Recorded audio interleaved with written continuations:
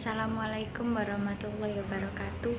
Nama saya Fani Fernanda Maesa dari kelas 11 IPS 1 nomor absen 34. Di sini saya akan membacakan puisi Sing Ilang Ben Ilang dari bahasa Jawa.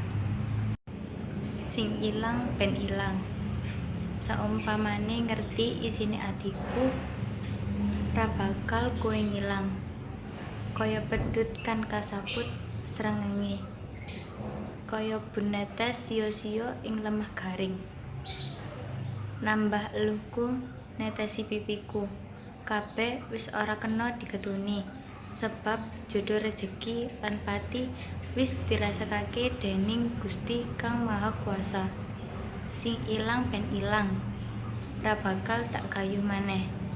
Cukup sakmene kanggo riwayat, kanggo sasine lelakon urip. Kowe lan aku kudu nrimo legawa. Sekian dari saya. Wassalamualaikum warahmatullahi wabarakatuh.